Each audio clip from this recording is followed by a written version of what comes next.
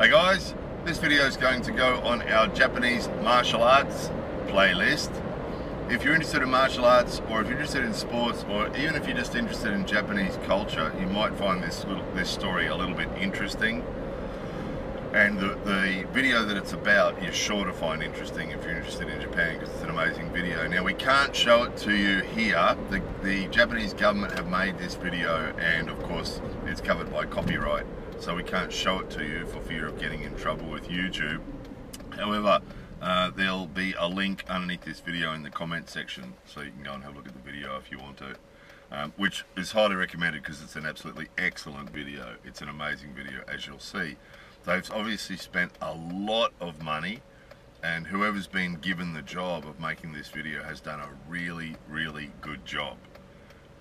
So the idea of the video is that it's to encourage martial arts, sports, tourism to Japan, and it's obviously aimed at people outside Japan. Strangely, the government's actually paying a lot of money for YouTube to show it as an ad. So when we watch a video on YouTube, quite often it comes up. So the Japanese government, strangely, is paying a lot of money to have the ad actually shown in Japan, which seems a bit odd because it's not their target audience. It's quite obvious that their target audience is English-speaking people outside Japan who are they trying to get to come to Japan for sports tourism.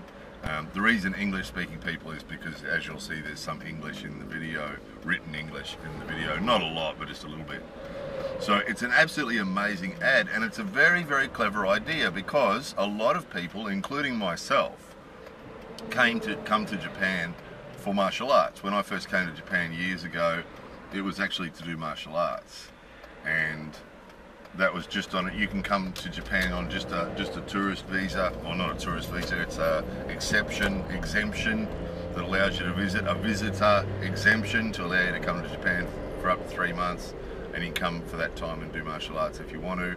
And then later on, I also got a cultural visa for a year, and came and did martial arts for a year on a cultural visa.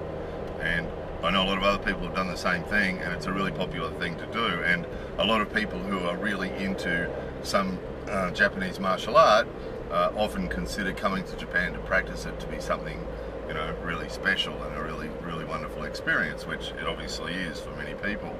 So it's a brilliant idea because there are already a lot of people who do Japanese martial arts around the world and who'd really love to come to Japan and try doing some here, and don't have the connections. If they're lucky, those people will have connections through their martial arts school to a martial arts school in Japan, and through that they can organise themselves to come and do martial arts, which is wonderful. However, a lot of them can't. A lot of them can't. If you don't have a connection with a martial arts school in Japan, it can be really difficult to come here and do martial arts, because there are martial arts schools in Japan who welcome foreigners, and there are a lot of martial arts schools in Japan who don't welcome foreigners and don't really want foreigners in their dojo. So it can be quite difficult if you want to come here and do martial arts. It can be quite difficult logistically to get it happening and to get into a martial arts school here and get to practice. So the idea that they have is brilliant. Lots of people who already want to come here and do it would be interested.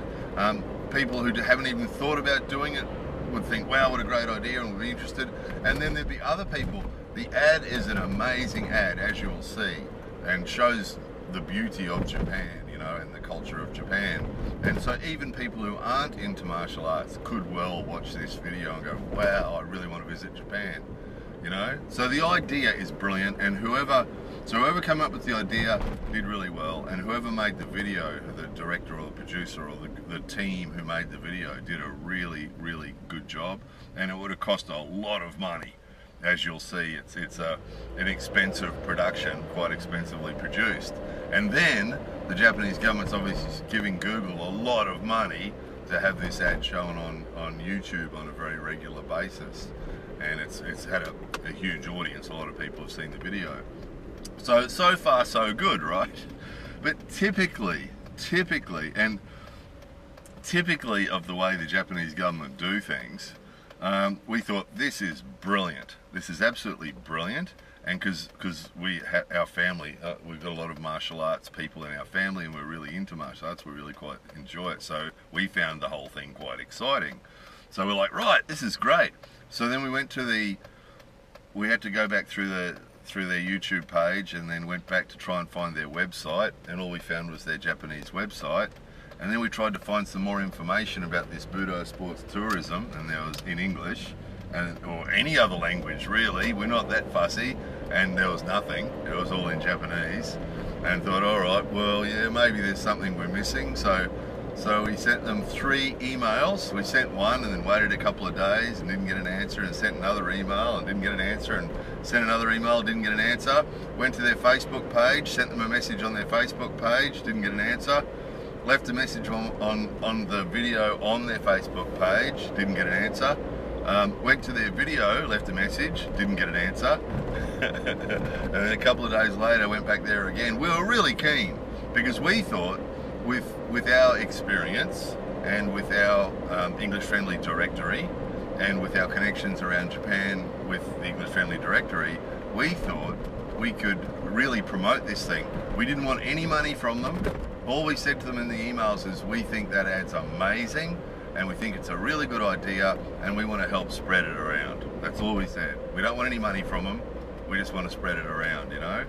But the first step to doing that is to get some English available to people, because having it all in Japanese is just going to limit it, isn't it? There's so, you know, the people who live in other countries whose Japanese is really good, no problem at all. But obviously, if your plan is for tourism, and we've talked about this before, you know, a lot of people say, oh, if people want to come to Japan, they should speak Japanese, you know, and that's a point of view. Yeah, that's a fair point of view. However, it's not reasonable to expect somebody to be able to speak and read a language just so they can visit a country. And what we're talking about in this case is tourism. So the Japanese government is trying to get people to come here as tourists, because they're trying to build their tourism industry. So obviously nobody expects somebody to have to be fluent in their language, to be able to read their language just to visit, do they? You know, I can go and visit Germany without being able to speak a word of German, and I can go and, you know, travel the world, go to China. I don't need to speak Chinese or read Chinese, do I? So obviously, you know, it's not reasonable to expect that only people who can read Japanese should be able to take advantage of this sports tourism idea. You know, it's just not good marketing, is it? So we did our best. We were really enthusiastic. We're starting to come up with different ideas. How can we help this? And we're thinking, well, we could, because a couple of things that have to be done to make this work is they need to find which martial arts schools around Japan, maybe English friendly would be helpful, but more importantly, which martial arts schools around Japan are prepared to accept foreigners for a short visit. Because we know firsthand a lot of martial arts schools just won't. You know, I've sat at the table with a bunch of old teachers sitting around a low table in Caesar on our knees, drinking green tea, and the old guys having a big discussion about whether to let the foreigner come and practice with them. And most of the old guys were sitting there saying, no, I don't think it's a good idea. I don't think it's a good idea. You know, and that's really, really common. They just don't want. What's in it for them? A lot of them feel that, you know, accepting a foreigner into their dojo for a couple of months, there's no benefit in it for them. It's only going to upset the apple cart, for, you know, for their normal routine, and there's nothing in it for them, is what a lot of them think. There are also a lot of other people, martial arts people who we know in Kudo and Aikido and Karate and Judo, who really want to spread their martial art around the world, and are really proud to represent their martial art to people around the world. And those people will be keen to take people, to accept foreigners for a month or two to come and do martial arts with them, you know, and they're the people you need. And so we're starting to think, well, you know, and obviously the Japanese government, the Japanese sports agency, has access to all these martial arts schools, and it'd be so easy for them just to contact all the martial arts schools and say, are you prepared to accept foreigners at your dojo for short periods of time? And then compile a register, obviously. And we've already got the English friendly directory, which we thought they could use that. But if they didn't want to use that, All I'd have to do is just have a PDF document on their website with a huge list of martial arts schools under the different headings. Here's the karate schools that are prepared to talk to foreigners. Here's the judo schools that are prepared to accept foreigners. Put a little note next to it whether they're English friendly or not, whether or what languages. Maybe they've got other languages in there that they can speak. And then the people could do it, couldn't they? If there was a register there where we could go in and say, okay, I want to do judo in Japan. Here's the judo schools that'll talk to foreigners. Here's some that speak German or English or French or Portuguese or whatever. It'd be too easy, wouldn't it? They've already spent a fortune, an absolute fortune making that ad. It would have cost them so much money. And all the next step was just a whole heap of emails, and then compile just a list of the people of the schools that are prepared to talk to them, because the people who've watched that video and who are inspired by it, what are they going to do next? You know, what are they going to do next? We know how difficult it is. If you're outside Japan and you want to come and do a martial art in Japan, what are you going to do? If you don't already have connections here, how are you going to do it? You know, it's really difficult. And even if you come here and start going around to dojo, it's still really difficult.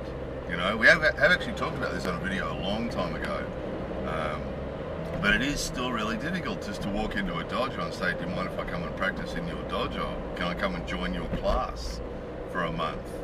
You know, and who wants to take the gamble of coming here on the off chance they can achieve that? Chances are you could spend the whole month trying to get into a lesson here, and your month might be over and you'd have to go home again. So it's just amazing, and this is just so typical of the way the Japanese government do things.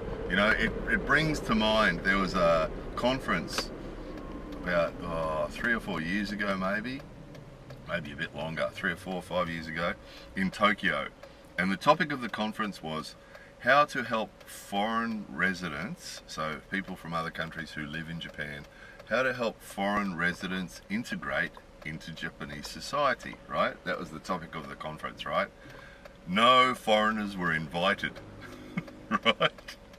And at the time, it was a big discussion at the time amongst foreigners in Japan, saying, isn't it amazing? Because there are a lot of really informed, educated people in Japan, foreign people in Japan, who could really bring a lot to a discussion like that. You know, that there are foreign professors at university in Japan, and there are all sorts of, you know, CEOs of companies, and there's all sorts of foreign people in Japan who have, you know, respected positions in the society, who know a lot about Japanese society and know a lot about being a foreigner in Japan, who would be able to contribute a lot, you know, to that. I mean, just to contribute, let them know what is difficult for us, you know. I mean, if the topic is what's difficult for foreigners in Japan, or how to help foreigners integrate in Japan, you'd think that they'd want to know from the foreigners what the problems are, what we find difficult about integrating, you know. But yeah, that was a classic. There was a, you know, big bunch of guest speakers, and there was all these experts and all these people that were going to be at this conference, and not one of them was a foreigner. So it's just like that. It's just like that. They've done this amazing job of this amazing video, which was a great idea. They executed the actual putting it together of the video really, really well. It's one of the few ads on YouTube that you'll actually, when it pops up, you'll actually keep watching it, you know, more than once, because it's an amazing thing. It's a really beautiful thing, beautifully done. Beautifully done. If you're into martial arts and you love Japan, it's just wonderful, you know. And then it goes nowhere. There's nothing. There's no link on the video that's of any use to anybody. There's no information on the website that's any use to anybody. And there'll be a lot of people who'll just watch it and go, isn't that wonderful? And then it goes nowhere, and they can't do anything about it, and off it goes again. And we see this all the time in Japanese society. All the time, with the old guys at the top who make the decisions. And you know, now and again they have a win like that, and then they just don't follow through on it, they just don't complete it. It illustrates a whole heap of things about Japanese society. It illustrates, you know, how having all the decisions made at the top by the old guys, what the problem is with that. And it's because obviously they're so far at the top that they're out of touch with all this probably the technology for one thing, but just the general communications thing. And that's the other thing that illustrates is the poor communications. And how many times have we talked about this on previous videos? You know, on a personal level here, communication can be really weak. But when it comes to government agencies and things like that, it's more often than not, it's just terrible. But, you know, we've tried for 10 years, we've been, with our directory and with our videos, we've been responsible for encouraging all sorts of people to come to Japan. We get told that all the time. You know, I came to Japan after I saw your videos. And we've been doing that for 10 years, and over the years, a few times we've contacted the Japan Tourism Organisation. Not, again, we don't want anything from them, we just want to try and communicate with them and get some information from them and somehow, you know, use them as a source, and, you know, because we're doing what they want done. We're exposing Japan to the world and you know, encouraging people to come here, and not once have they even returned our email. Actually, that's not true. Once they returned our email, and I said I'd like to communicate with the boss, and it wasn't the boss of the whole organisation. It was just the boss of, might have been Nagoya or Tokyo or somewhere, and the person said he's not very good at talking to foreigners. Right, the boss at the Japan Tourism Organisation, not really good at talking to foreigners, you know. So it's a sort of a mix. When you're really wanting to support something that they're doing, it can be frustrating, and then once you get past the frustration, it's just leaves you shaking your head. When they do stuff like this, it's like, what are you doing? You know, how out of touch are they? You know, you get this all the time. We had one of the cities in central Japan contacted us recently wanting us to promote their city. And we had a bit of a go at communicating with them, but it's just a waste of time. Same as the English Friendly Directory. You'll notice, I mean, obviously foreign-owned businesses are the minority in Japan. Obviously most businesses in Japan are owned by Japanese people, and yet on our English Friendly Directory, the majority of the businesses on there are owned and operated by non-Japanese people. And the reason is that and now and again we try and communicate with companies that are owned by Japanese people. We'll see they have an English website. Oh, these guys have got English pages on their website. And they say they've got an English phone line, and they say that they've got this, and, oh wow, these guys seem to be interested in having foreign customers. Let's talk to them. Send an email. We've got this directory. We'd be happy to send people your way. We don't want anything from you. We're not asking you for anything. Just make a free listing on our directory, and we'll tell everybody all about you, and we never hear about them again. Hear from them again, or they say, oh, we'll think about that. We'll talk about that. We'll think about that, and we never hear from them again. You know, they're just, usually we don't bother. If we see a company that we can see, like a hotel or a restaurant or something, and we can see they are English friendly, but we also can see that they're owned by Japanese bosses, usually we don't even bother, because, you know, they're just so frustrating to deal with that if we see an English friendly business, you know, the meat guy in Nagoya, you know, we sent them an email years ago and said, wow, we really like your website and you sell meat online and we can see you're English friendly, and we've got this directory and we've also got a YouTube channel, and we think our people will be interested in your meat, you know, and your crocodile meat and your, you know, and straight away they answer back, oh, excellent, thanks very much, that's excellent, we haven't heard of anything like that before, that's a great idea, we'd like to try that, yeah, let's do that, right? We'll send you a box of meat, you have a barbecue, all right, okie dokie, you know, that's the reaction that we usually get from foreign business owners in Japan when usually a lot of them contact us.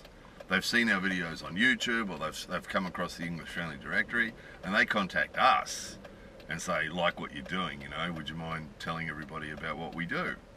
You know, and yeah, happy to do that, you know, happy to do that, because that's what we like to do. And this is another reason we like to do it, is that the foreign-owned businesses that are English friendly are much better at communicating with the customers, usually. Because you can't even get, most of the Japanese companies, you can't get them to answer emails. There's a wonderful hotel at Takayama in Gifu that we're going to go to shortly, soon, next week. And, you know, we made a video about that and showed you guys. It's an amazing hotel in an amazing location. And again, trying to communicate. We got this automatic generated email from the general manager, thank you for your reservation.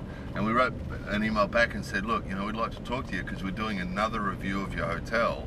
And last time, your hotel got a review for being a really good hotel in a good location, but really bad customer service with foreigners because they don't answer emails.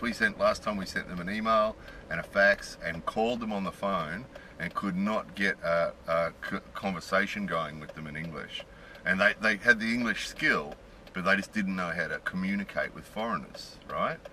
And we haven't done that before, and that was the point I was getting to about most of the Japanese companies is that, you know, the meat guy, the guy that owned the meat guy said, oh, never heard of that before, that's a great idea, let's try that. And that's the response we get when we contact the guy that operates jobs in Japan. Same response from him. Never heard of that before, that's a great idea. An English friendly directory, great idea. We know about your YouTube channel, wow, excellent, that's great. Yeah, happy to talk to you. Right? That's what we get from the foreigners who own businesses in Japan. From the Japanese people, usually from a lower level person, we get, we haven't done that before. We haven't heard about that before. We haven't done that before. We'll think about it. We'll talk about it. We'll think about it. We'll talk about it. And you never hear from them again.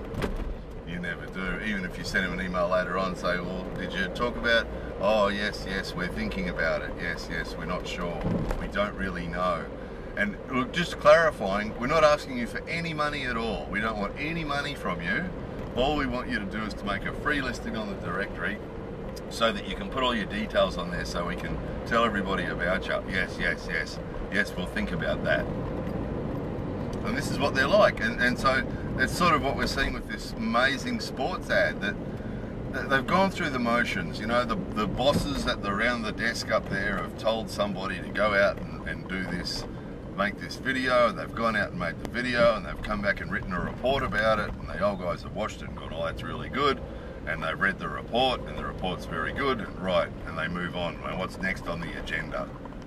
And that's the end of it. Nobody's saying, hey, wait a minute, even if there's a good chance that people in the sports agency are reading emails from lots of people, not just us, and they're realizing we need an English webpage, or we need a list of martial arts schools that will take foreigners, or, you know, there's a very, very good chance that the lower down people in the organisation know this already, and they know that the video is just being wasted. It's had millions of views already, and they'll know that it's being wasted because the people who are enthusiastic about it have nowhere to go. And they'll know, look, all we need to do is to send out some emails to some martial arts schools, which will cost nothing, and make a list on our webpage, which will cost nothing, and we'll be able to get some benefit from this very, very, very expensive ad. But because of the way the Japanese society works, the guys at the bottom won't say these things to the bosses. They just won't, because that's not the direction the information goes in Japanese companies. In a Western company or a company outside Japan, probably a lot of the Eastern companies too, you know, if you went to you worked in China and you went to your Chinese boss and said, hey boss, I've got this idea that'll make us much more productive, there's a pretty good chance the guy will give you a promotion, isn't there? Put a bit extra in your pay packet. Whereas in Japan, it's not the way it would be received. You know, they don't really want to, you know, the bosses don't want the staff to be doing that. You know, the bosses make all the decisions and the bosses have all the ideas, and the staff just carry them out, no matter what it is, you know, no matter whether it's productive or not, whether it's worthwhile or not. So, anyway, a bit more of an insight into Japanese culture and Japanese way of doing things, isn't it? Again. So anyway, the link's underneath this video. If you haven't got bored of this video already and gone and watched it, go and have a look at it, because it's just amazing. Go and have a look at it, and then click back on your top of your page and come back here and leave a message underneath this video and let us know what you think. So maybe you could tell them, maybe leave a message on their video and say, where's your English webpage? It wouldn't make any difference. Even if 1,000 of you did that, they still wouldn't do it, because again, whoever it is that runs their YouTube page, you know, they probably already know it. They probably already know it. They're already well aware of it, but they're not going to be telling their boss that, Because the boss will say, do you think you know more about everything than I do? Do you think you're smarter than I am? That's what the boss would say. There'd be no promotion for Yoshi-kun if he did that. No promotion for you, Yoshi-kun. Anyway, there it was. Bit more of Japan happening. Enjoy the video anyway, it's an excellent video. More videos coming soon.